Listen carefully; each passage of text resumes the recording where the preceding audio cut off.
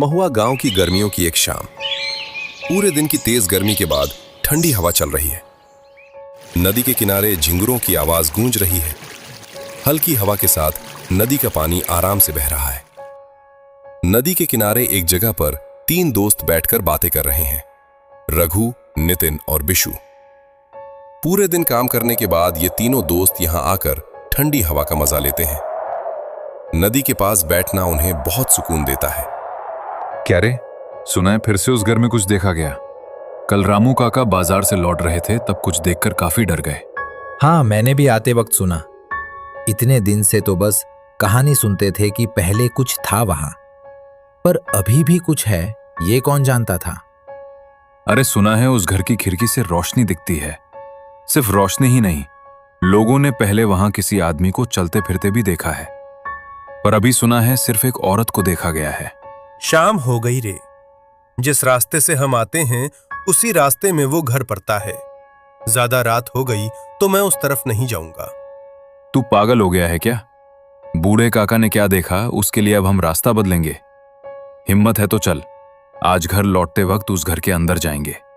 नहीं भाई, साथ में जाएंगे तो उस रास्ते से जा सकते हैं, पर मैं उस पुराने घर के अंदर नहीं जाऊंगा। लोगों की बात में थोड़ा सच होता है। क्या रे, तू तो गांव के छोटे बच्चों से भी ज्यादा डरपोक निकला। इतना डरता है, पहले पता नहीं था। ये डर की बात नहीं है बिशु। अगर लोगों की बात सच हुई तो क्या हम जिंदा लौट पाएंगे? बिशु, नितिन और रघु एक साथ काम करते हैं। गांव की जमीन पर खेती के साथ साथ थोड़ी एक्स्ट्रा कमाई के लिए ये लोग बाजार में मिलकर एक खाने की दुकान भी चलाते हैं। गांव का बाजार थोड़ा दूर है, इसलिए बाजार खत्म होने के बाद लोग उनकी दुकान पर ही टिफिन करते हैं।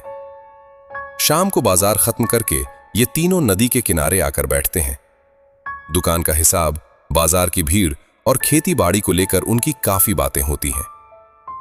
आज गर्मी ज्यादा थी, इसलिए शाम की ठंडी हवा में वो आराम से बैठकर बातें कर रहे हैं। आज की शाम काफी ठंडी है। आसमान में बादल छाए हुए हैं और तेज हवा खाली खेत और मैदानों के बीच से गुजर रही है। कभी कभी दूर आसमान में बिजली चमक रही है। आज बाजार में आम दिनों से ज्यादा भीड़ थी, क्योंकि लोग कह रहे हैं कि शाम होते ही कोई बाजार के रास्ते जाना नहीं चाहता। इसका वजह है बाजार के रास्ते पर पड़ा हुआ एक बहुत पुराना टूटा फूटा बड़ा बंगला। यह घर गांव से थोड़ा दूर है। इस घर के बारे में बहुत सी कहानियां मशहूर हैं। कहते हैं कि इस घर की रात की कहानियां सुनकर गांव के बच्चे डर के मारे सो जाते हैं। लोग कहते हैं रात होते ही ये घर जैसे जिंदा हो जाता है। ऐसा लगता है जैसे एक बड़ा परिवार बहुत सालों से उस घर में रह रहा हो। जो भी उस घर की रोशनी देखकर पास जाता है वो वापस कभी लौट नहीं पाता। ये बात सोचकर तीनों थोड़ा परेशान हो जाते हैं। गांव में हफ्ते में 2 दिन शाम को बड़ा बाजार लगता है और उन दिनों में उनकी अच्छी कमाई होती है। लेकिन अगर लोग इस तरह डरने लगे तो रात का बाजार बंद हो जाएगा।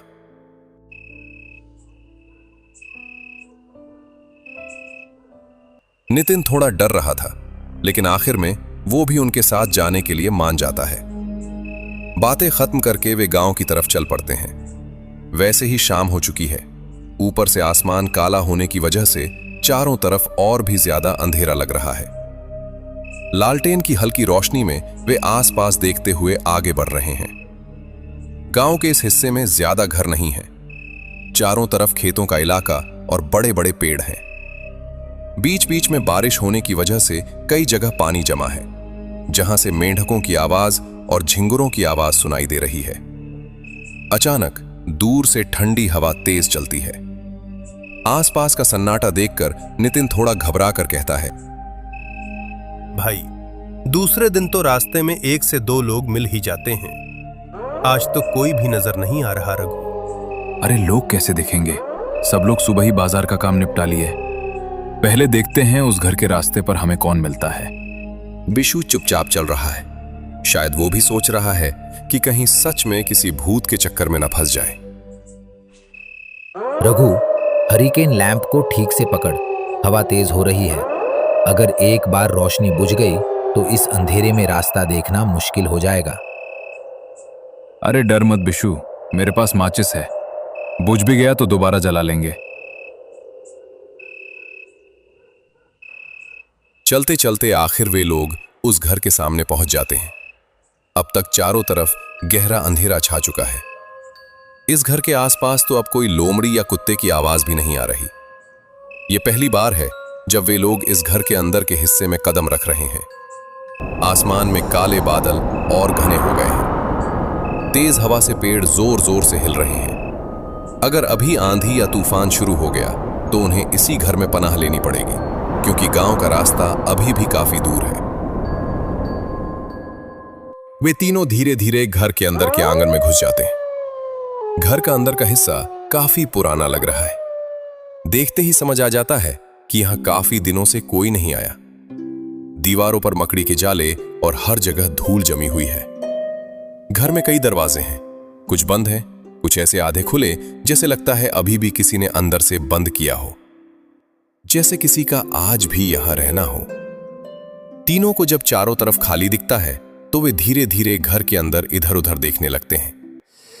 अचानक नितिन देखता है कि कोई तेज कदमों से बरामदे के एक कोने से गुजरा और एक पल के लिए उसकी तरफ मुड़कर देखा।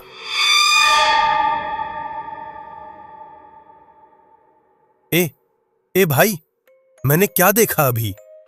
कहां गए तुम लोग? भाई वो क्या था? नितिन की चीख सुनते ही रघु और बिशु उसके पास दौड़कर आते हैं। क्या हुआ रे? इतना जोर से क्यों चिल्लाया? क्या देखा तूने? यहां तो कोई नहीं है। भाई, उस तरफ वाले कमरे का दरवाजा देखो, कोई अभी अंदर गया है। मैंने अपनी आंखों से देखा। भाई, तू मजाक तो नहीं कर रहा? ऐसी भूतिया जगह में कौन रह सकता है? चलो यहां से वापस चलते हैं। अरे हम तीन लोग साथ हैं ना, इतना डर किस बात का? ऐसा भी हो सकता है कि कोई चोर ही छुपा हो अंदर। नितिन अभी तक उस पल को याद करके कांप रहा है, क्योंकि उसने अभी अभी अपनी आंखों से एक जिंदा साया अपने सामने गुजरते देखा था। वे तीनों हिम्मत करके उस कमरे की तरफ बढ़ते हैं। दरवाजे के सामने खड़े होकर पहले बाहर का सुनसान घर देखते हैं, फिर कान लगाकर सुनते हैं कि अंदर से कोई आवाज आ रही है या नहीं। कुछ देर तक कोई भी आवाज ना आने पर रघु हिम्मत करके धीरे से दरवाजा खोल देता है। जैसे ही वे अंदर झांकते हैं, तीनों डर के मारे कांप उठते हैं। कमरे के अंदर एक पुराना सा बिस्तर पड़ा है और उस बिस्तर पर बैठा हुआ है एक कंकाल। पर उसे देखकर ऐसा लग रहा है जैसे वो सिर्फ हड्डियां नहीं, बल्कि एक जिंदा जिस्म हो। तभी अचानक पास वाले कमरे की पुरानी खिड़की से किसी की आवाज सुनाई देती है। वे देखते हैं एक आंखों के बिना जीवित जिस्म, जिसके चेहरे पर एक डरावनी मुस्कान फैली हुई है। उसकी हंसी इतनी भयानक है कि तीनों का खून जम जाता है। डर के मारे वे तुरंत उसी कमरे के अंदर घुस जाते हैं और जैसे ही वे अंदर जाते हैं, धड़ाम, दरवाजा बाहर से जोर से बंद हो जाता है। समझने का मौका भी नहीं मिलता, तब तक उस कंकाल के जिस्म से एक तेज सड़ी हुई बदबू निकलने लगती है। पल भर में ही उनका सांस लेना मुश्किल हो जाता है।